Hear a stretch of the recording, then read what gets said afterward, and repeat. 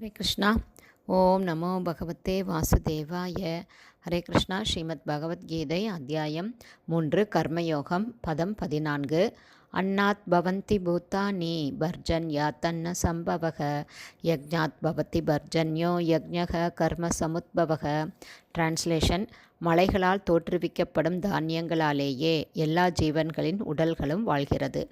யாகத்தால் மழையும் விதிக்கப்பட்ட கடமைகளால் யாகமும் உண்டாக்கப்படுகிறது. பர்பட் பை ஷில பிரபாத். ஜெய் ஷில பிரபாத்.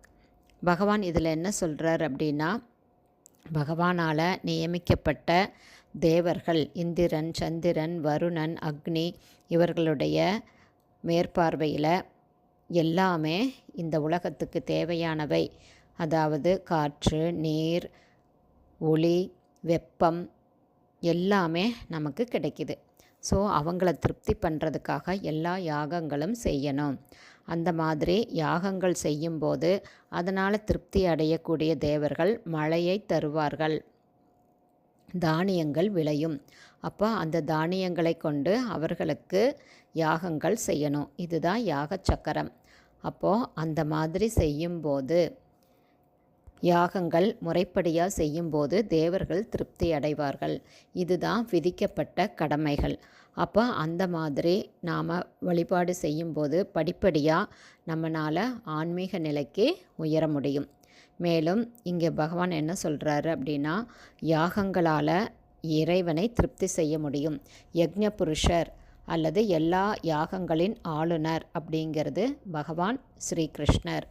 ஏன்னா எந்த யாகம் செய்தாலுமே கடைசியில் பூரண ஆகுதி செய்யும்போது சர்வம் கிருஷ்ணார்ப்பணம் அப்படின்னு சொல்லுவாங்க. அப்போ பகவான் ஸ்ரீ கிருஷ்ணரை நாம் பூஜைகள் செய்யும்போது எல்லா தேவர்களும் படிப்படியாக அவங்களுக்கு தனியாக செய்யாமலேயே அவங்க திருப்தி அடைஞ்சு நமக்கு வேண்டியதை கொடுப்பார்கள். மேலும் இந்த யுகத்திற்கான சங்கீர்த்தன யாகத்தை நாம் கண்டிப்பாக செய்யணும். பகவானுடைய நாமத்தை சொல்லுவதே சங்கீர்த்தன யாகம். இதுக்கு எந்த விதமான தகுதியோ எதுவுமே தேவையில்லை. யார் வேண்டுமானாலும் எப்போது வேண்டுமானாலும் எங்கே வேண்டுமானாலும் சொல்லலாம். ஹரே கிருஷ்ணா ஹரே கிருஷ்ணா கிருஷ்ண கிருஷ்ணா ஹரே ஹரே, ஹரே ராம ராம ராம ஹரே ஹரே அப்படிங்கிற மகா மந்திரத்தை, பகவானுடைய திருநாமத்தை சொல்வது மிகப்பெரிய சங்கீர்த்தன யாகம். யாகங்களில் நான் ஜப யாகம் அப்படின்னு பகவான் கிருஷ்ணரே பகவத்கீதையில் சொல்கிறாரு. ஸோ இதை செய்வதாலேயே எல்லாரும் திருப்தி அடைவார்கள் அப்படிங்கிறத இந்த ஸ்லோகத்தில் தெரிஞ்சுக்கலாம். ஹரி போல்.